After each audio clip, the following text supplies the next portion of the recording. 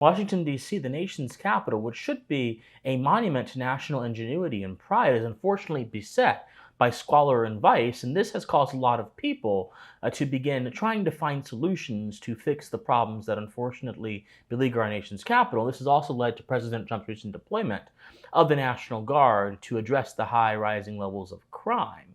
But in these conversations, very few people consider the origins of these matters beyond a policy perspective. And very few folks actually consider, in investigating those origins, how we might correct the problem at a fundamental level. So in this video, my friends, I'm going to go over just why Washington, D.C. is having the problems it is having, the bad ideas that underlie those problems, and I'll be posing a civic conservative solution to hopefully repair the moral damage that has been done. But before we get to that, my friends, I hope all of you are doing well. I am Christian Watson. Thank you so much for being here. If you enjoy political and social commentary with a philosophical bent, then I must implore you, please like, share, comment, subscribe, donate if you're so inclined. Whatever you can do to help our message, my friends, is greatly appreciated. This is a civic conservative project. We are seeking to bring forth the principles of the American Republic, of our founding generation, into the modern world, to defend them with clarity, honesty, and moral conviction, to investigate and discover more truths about human nature that should guide our conduct, and most importantly, to reassert a kind of patriotism that will be a North Star for generations in the future. If you resonate with this project and you wish to rescue America from moral and cultural coercion, then I would 100% encourage you again to like, share, comment, subscribe, do whatever you can, my friends. Thank you guys so much for being here. Now, please enjoy the video. So, as I mentioned, Washington, D.C. is in an incredibly bad state. It is oftentimes reported that there are massive, almost cat, dog, or dog-sized rats going around the city. And I've actually seen some myself when I visited D.C. a year or so ago, which I'll discuss more in a moment, right in front of the White House. There, of course, have been high levels of carjackings, robberies, murders. In 2023, D.C. actually experienced its highest violent crime rate. Even though numbers are so-called improving, that does not necessarily mean the situation has been fixed. And there are many people who immediately jump to the erroneous policies that have been enacted by many of the progressive ideologues that govern DC as the reason for this kind of behavior. And while the policies are an important part of the puzzle, they are not the entire puzzle, nor are they even the foundation of the puzzle. The bad policies enacted in DC are downstream of even worse ideas that are downstream of actually the nature of DC as a political construct, as a city in and of itself. So not even the ideas are the cause of the violence and squalor we're seeing. The very nature of DC is actually the cause of the squalor and violence we're seeing, which is going to require us again to have a first principles approach of understanding and investigating what I actually mean. Washington, D.C. was established, my friends, in 1790, explicitly in the Constitution, as the center of power in the nation, as a federal district. Now, when you establish a city, when cities are normally established, they are established by settlers who move to an area that they can reasonably survive in, whether they're near a waterway or they're near some other kind of resourceful kind of land that allows them to survive. And these settlers grow in families and they expand naturally and spontaneously, and this eventually creates a big city. This is how a lot of cities in the country were settled and ultimately grew. New York City, the largest city and most successful city in the entire country, arguably the world, was originally settled as New Amsterdam, which was essentially a small settlement of Europeans seeking to grow. But DC did not have this kind of spontaneous formation, which is characteristic to most cities. And by not having this kind of spontaneous formation, DC's nature is not shaped by the same principles that shape our moral behavior within civil society. It is instead shaped solely by the norms of power. DC,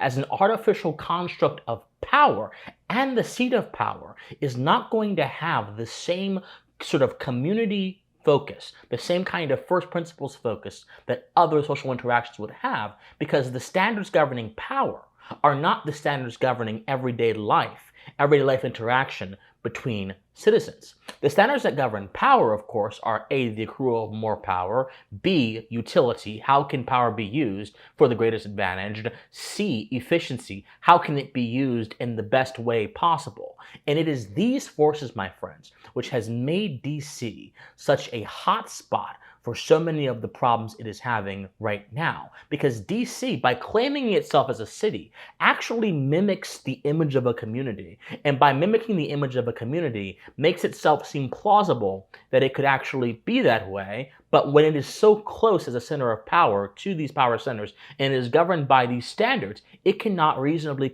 be considered a normal community, even though average people indeed live there. It is an area governed by principles that ultimately erode a kind of social fabric. Not only that, but the transitory nature of DC. The fact that it is a place where people come to either go occupy a seat of power in Congress or they come for a business opportunity and oftentimes they leave, which is the state of many of the district's residents, makes it even more susceptible to the eroding norms of power, which make the social fabric, which keeps certain kinds of behaviors discouraged, even weaker. So you have a lot of different factors which make DC a unique receptacle for so much vice and degeneration. Whenever you have a town established solely for the means of power, it is going to experience, unfortunately, both the benefits, the upsides, and the downsides of the nature of power. It's very different when you have a town that was established for the sole purpose of community or social intercourse amongst people that eventually becomes a political capital, rather than a town created solely for that purpose. And we must understand this when actually analyzing what is going on. So it's in DC's nature to be positioned for such bad ideas. It's in DC's nature to be positioned for such kinds of corruption, which is why I think President Trump's response to this whole thing, his response to, for example, the numerous instances of crime breaking out, is not necessarily the best way of going about fixing it, though it is a step in the right direction in a particular sense. You see, it is true. Progressive ideologues have degraded the quality of DC, which is already vulnerable by being a construct of power, as I mentioned, being governed by utility and efficiency, rather than being governed by the principles of good governance that actually make for a sound and just political order, one that actually does care about being a guardian and defender of the rights of the people, rather than a guardian and defender of the norms of power and the interests of those in power. DC's nature already complicates it. But the fact that you have progressive ideologues who then use that to push forth things, for example, like law enforcement being lax on property crimes, to make it more difficult for the basic principle of self-preservation to be actualized in DC by penalizing uses of guns in a more difficult way, as many progressive jurisdictions do, and so on and so forth, you essentially inflame what is already made to be your lot by the nature of the city. So when President Trump sends in the National Guard and the FBI to fix the problem, what he's doing is he's actually responding to the crisis created due to these various causes. But he's responding to it in a way that is only going to put forth a short-term solution to a problem that is not primarily about conduct. It's primarily about character formation. My friends, the sword will never fix an impoverished conscience.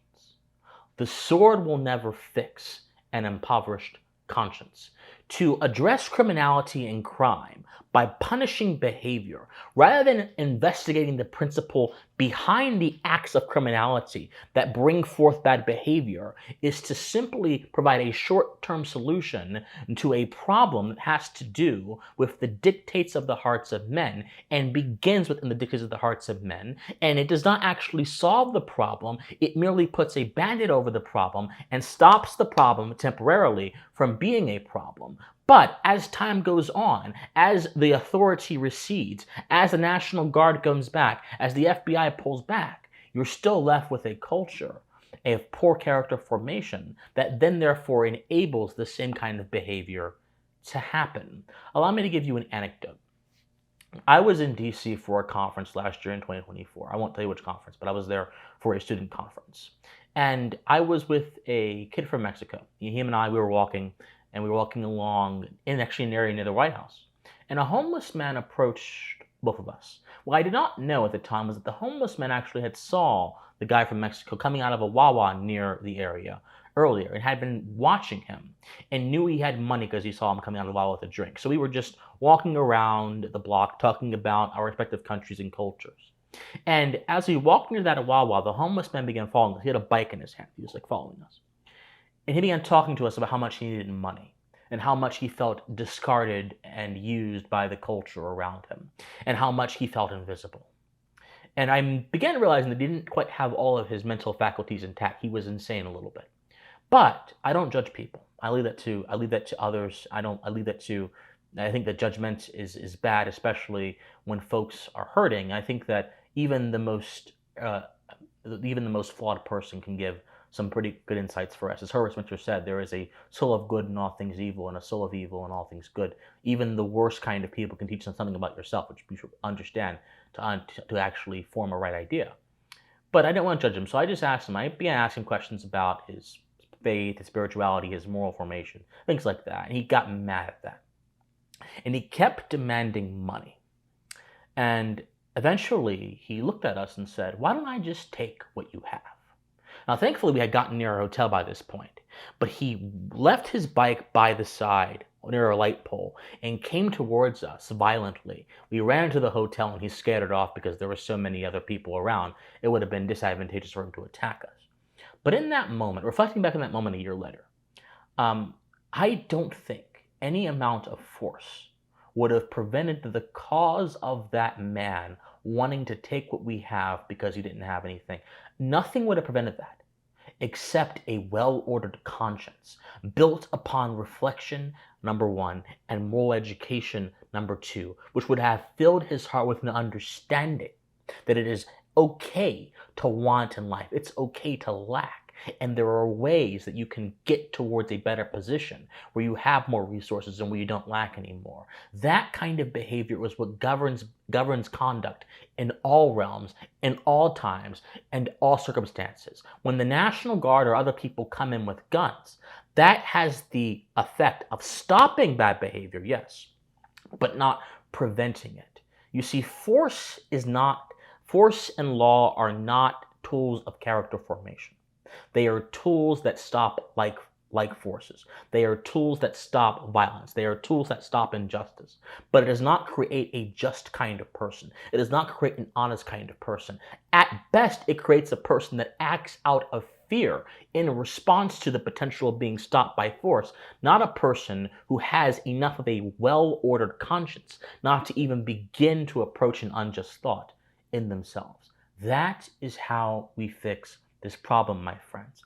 We fix this problem by trying to instill in the minds of the residents of the district a better way, a better cultural mindset that is aimed at forming a strong culture of the heart, which will then bleed into their conscience and then convince them, especially the ones who are prone to violence, especially the ones that are prone to certain kinds of criminality, convince them of better paths to be had.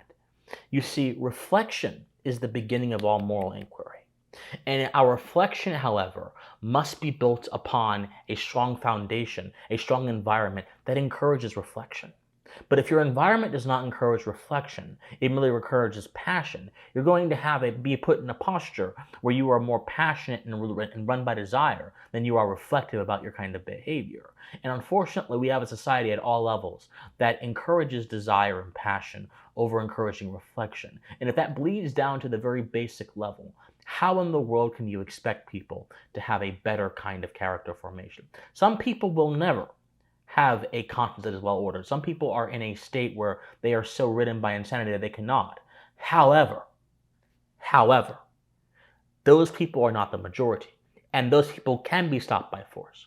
But there are others who can be helped, and they ought to be talked to in a way that is going to help them get a better culture of the heart. Any kind of top-down measure to address criminality without focusing on the causes is going to suffer every single problem that any kind of centrally managed solution imposed upon people suffers.